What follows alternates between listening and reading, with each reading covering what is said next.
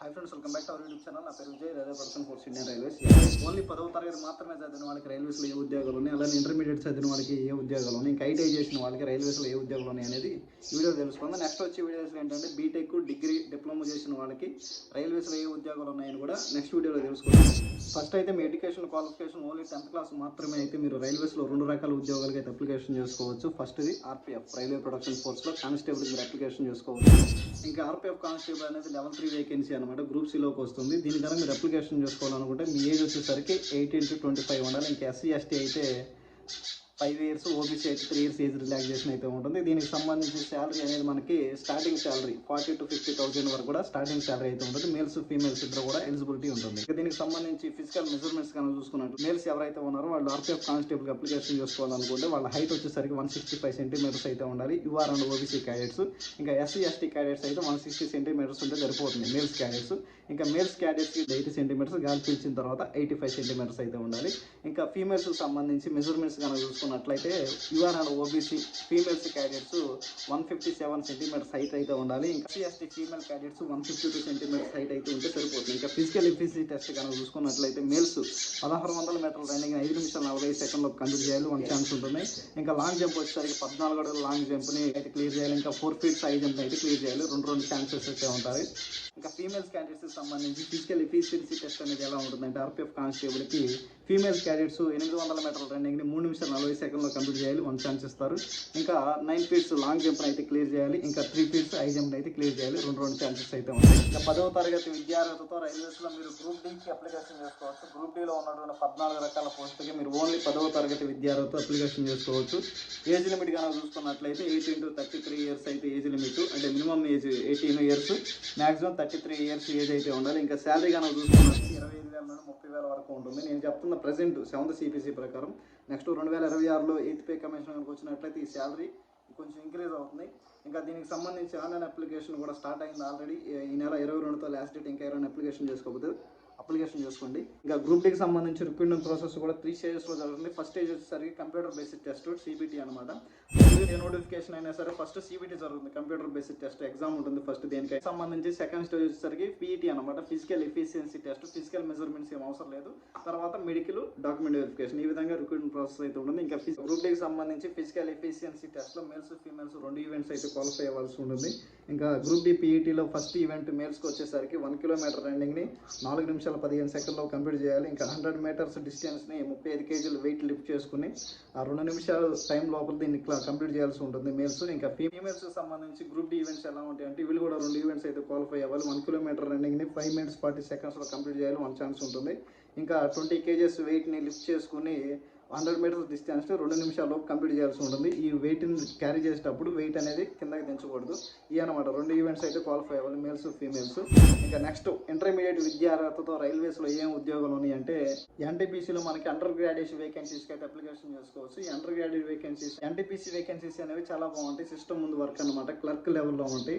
ఎన్టీపీసీలో మనకి గ్రేడ్ క్వాలిఫికేషన్తో ఉన్న వేకెన్సీస్ వచ్చేసరికి కమర్షియల్ కమ్ టికెట్ క్లర్క్ అనమాట, ఇది లెవెల్ 3 వేకెన్సీ.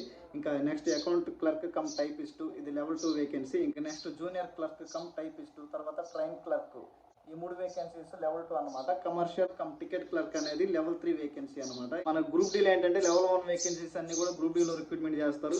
ఇంకా లెవెల్ 2 నుండి లెవెల్ 6 వరకు కూడా ఎన్టీపీసీలో భర్తీ చేస్తారు.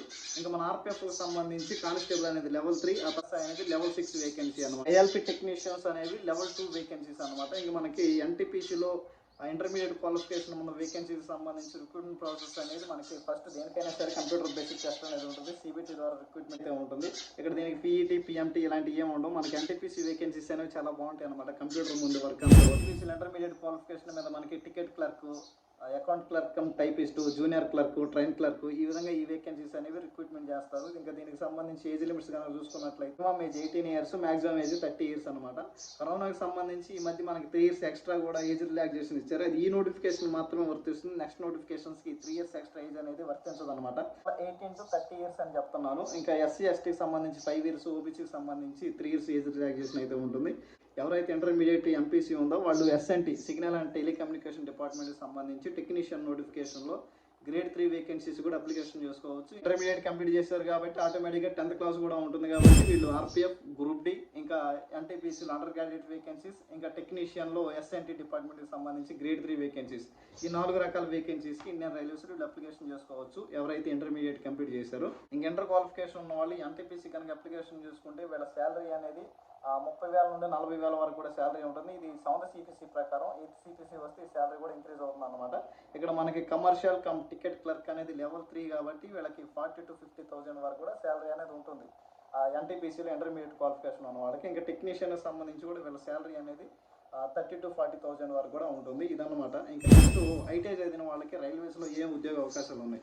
ఐటీఐ చదివిన వాళ్ళకి చాలా ఉద్యోగ అవకాశాలు అయితే ఉన్నాయి రైల్వేస్లో. ముందుగా మనం మాట్లాడుకోవాల్సింది ఏఎల్పీ. చాలా మంది కూడా డ్రీమ్ జాబ్ అనమాట ఏఎల్పీ అనేది.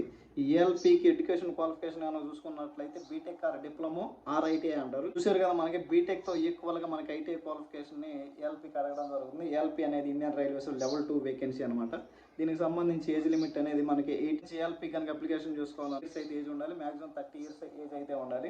ఇంకా ఎస్సీ ఎస్టీకి 5 years, ఓబీసీకి 3 years ఏజ్ రిలాక్సేషన్ అయితే ఉంటుంది. ఏఎల్పీకి సంబంధించి రిక్రూట్మెంట్ ప్రాసెస్ కనుక చూసుకున్నట్లయితే ఫస్ట్ అయితే CBT 1, తర్వాత CBT 2 ఉంటుంది. దీని తర్వాత ఎవరైతే CBT 2 క్వాలిఫై అవుతారో వాళ్ళకి CBAT అనమాట, computer based aptitude test, psycho test ఉంటుంది. దీని తర్వాత ఇండియన్ రైల్వేస్లోనే toughest medical A1 category medical అయితే ఉంటుంది, మెడికల్ డాక్యుమెంట్ వెరిఫికేషన్. ఈ విధంగా అయితే రిక్రూట్మెంట్ ప్రాసెస్ అనేది ఏఎల్పీకి ఉంటుంది. ఇంకా ఏఎల్పీ శాలరీ కూడా మనకి స్టార్టింగ్ 60,000 వరకు కూడా వస్తుంది. ఇది లెవెల్ 2 వేకెన్సీ అయినా సరే మనకి ఇక్కడ రన్నింగ్ ఎలవెన్స్ అనేది ఇస్తారు కాబట్టి వీళ్ళ శాలరీ అనేది చాలా హై ఉంటుంది. ఆ స్టార్టింగ్ శాలరీనే మనకి ఏఎల్పీకి 60,000 to 70,000 వరకు కూడా ఇండియన్ రైల్వేస్లో శాలరీ అయితే వస్తుంది. ఇంకా నెక్స్ట్ ఐటీఐ చదివిన వాళ్ళు ఇంకా రైల్వేస్లో దేనికి అప్లికేషన్ చేసుకోవచ్చు అంటే టెక్నీషియన్ వేకెన్సీస్కి వీళ్ళు అప్లికేషన్ చేసుకోవచ్చు. టోటల్గా 17 రకాల వేకెన్సీస్కి వీళ్ళు application. Technician grade 3 blacksmith, technician grade 3 bridge, technician grade 3 carriage and wagon, technician grade 3 crane driver, technician grade 3 diesel electrical, technician grade 3 diesel mechanical, technician grade 3 electrical, technician grade 3 electrical TRS, technician grade 3 EMU, technician grade 3 fitter, technician grade 3 permanent way, technician grade 3 refrigerator and air conditioner, technician grade 3 riveter, technician grade 3 SNT, technician grade 3 track machine, technician grade 3 turner, technician grade 3 welder. ఈ technician అన్ని వేకెన్సీస్కి కూడా మనకి ITI qualification అయితే అడుగుతారు. ఇక్కడ ఎన్ని రకాల టెక్నీషియన్ వేకెన్సీస్కి ఐటీఐ క్వాలిఫికేషన్ వీళ్ళు అప్లికేషన్ అయితే చేసుకోవచ్చు. టెక్నీషియన్ వేకెన్సీస్ కనుక చూసుకున్నట్లయితే ఇది లెవెల్ 2 వేకెన్సీ అనమాట. ఓన్లీ ఐటీఐ చదివిన వాళ్ళకి మాత్రమే ఈ వేకెన్సీస్ అనేవి కేటాయించారు. 17 రకాల వేకెన్సీస్కి ఓన్లీ ఐటీఐ చదివిన మాత్రమే అప్లికేషన్ చేసుకోవచ్చు. ఇంకా టెక్నీషియన్ సంబంధించి ఏజ్ లిమిట్స్ కనుక చూసుకున్నట్లయితే మనకి 18 to 30 years ఏజ్ లిమిట్స్ అయితే ఉన్నాయి. ఎస్సీ ఎస్టీ ఓబీసీకి సంబంధించి వాళ్ళ ఏజ్ రిలాక్సేషన్స్ అయితే ఉంటాయి. రైల్వేలో అప్రెంటిస్షిప్ కూడా చేయొచ్చు అనమాట ఎవరైతే ఐటీఐ చేశారో. అంతకుముందంటే మనకి నాన్ ఐటీఐ మీద 10th ఇంటర్మీడియట్ చదివిన వాళ్ళకు కూడా రైల్వేస్లో అప్రెంటిస్ చేసే అవకాశం ఉండేది. కానీ ఇప్పుడు మ్యాక్సిమం ఐటీఐ చదివిన వాళ్ళకే మనకి ఐటీఐ చదివిన వాళ్ళకి అప్రెంటిస్షిప్ చేసుకోవడానికి రైల్వేస్లో అవకాశం కల్పిస్తున్నారు. కాబట్టి ఈ అప్రెంటిస్ ఎవరైతే కంప్లీట్ చేస్తారో CCAA అనమాట, ఈ కోటాలో వీళ్ళకి 10% వేకెన్సీస్ అనేవి ఎవరైతే ఐటీఐ చేసి అప్రెంటిస్ చేస్తారో ఇండియన్ రైల్వేస్లో వాళ్ళ వరకు రిజర్వ్ చేస్తున్నారు. మార్కులు తక్కువ వచ్చినా సరే గ్రూప్ డి ఉద్యోగం అనేది చాలా ఈజీగా వస్తుంది. ఎవరైతే ఐటీఐ కంప్లీట్ చేసి రైల్వేస్లో అప్రెంటిస్ చేస్తారో 1 year కానీ 2 year కానీ అప్రెంటిస్ చేస్తారో వాళ్ళకి రేటుకు తగ్గట్టుగా ఆ సర్టిఫికేట్ కనుక ఉన్నట్లయితే గ్రూప్ డి వేకెన్సీస్లో వీళ్ళకి చాలా మంచి అవకాశం అనమాట. కొంచెం తక్కువ మార్కులు వచ్చినా సరే ఈజీగా జాబ్ పొందుకునే అవకాశం అయితే ఉంది. రీసెంట్గా కూడా గ్రూప్ డి నోటిఫికేషన్ వచ్చింది. వాళ్ళు కూడా CCAA వాళ్ళకి 20% వేకెన్సీస్ అనేవి కేటాయించారు. ఐటీఐ చదివిన వాళ్ళకి మాత్రం రైల్వేస్లో చాలా మంచి అవకాశాలు ఉన్నాయి. అందులో ఫస్ట్ ఐటీఐ చదివడానికి 10th కూడా కంప్లీట్ చేస్తారు కాబట్టి గ్రూప్ డికి అప్లికేషన్ చేసుకోవచ్చు. ఇంకా ఆర్పిఎఫ్కి వాళ్ళకి సంబంధించి physical measurements, physical efficiency test కూడా వీళ్ళు క్లియర్ చేయగలిగితే ఆర్పిఎఫ్కి అప్లికేషన్ చేసుకోవచ్చు. నెక్స్ట్ టెక్నీషియన్ వేకెన్సీస్ 17 రకాల టెక్నీషియన్ వేకెన్సీస్కి అప్లికేషన్ చేసుకోవచ్చు. ఇంకా అన్నిటికంటే మెయిన్గా ఏఎల్పీకి అప్లికేషన్ చేసుకోవచ్చు. అసిస్టెంట్ లోకో పైలట్ అనమాట. ఎవరైతే బీటెక్ డిప్లొమా చదివిన వాళ్ళకి మాత్రమే ఈ ఏఎల్పీకి అప్లికేషన్ చేసుకోవడానికి అవకాశం ఉంది. అలానే ఐటీఐ కంప్లీట్ చేసిన వాళ్ళకి కూడా ఏఎల్పీకి అప్లికేషన్ చేసుకునే అవకాశం అయితే ఉంది. ఇది అనమాట. ఎవరైతే 10th క్లాసు అలానే ఇంటర్మీడియట్ ఇంకా అలానే ఐటీఐ కంప్లీట్ చేసిన వాళ్ళకి రైల్వేస్లో ఉన్నటువంటి వివిధ రకాల ఉద్యోగాలు, వాటికి సంబంధించి రిక్రూట్మెంట్ ప్రాసెస్, ఏజ్ లిమిట్, ఇంకా అలానే శాలరీస్, ఎవరైతే BTech or degree or diploma complete చేసిన వాళ్ళకి రైల్వేస్లో ఏ ఉద్యోగాలు ఉన్నాయి, వాటికి సంబంధించి ఏజ్ లిమిట్స్ ఏంటి, రిక్రూట్మెంట్ ప్రాసెస్ ఏంటి, శాలరీస్ ఎలా ఉంటాయి అనే విషయాలు అయితే నెక్స్ట్ వీడియోలో అయితే తెలుసుకుందాం. Okay, thank you.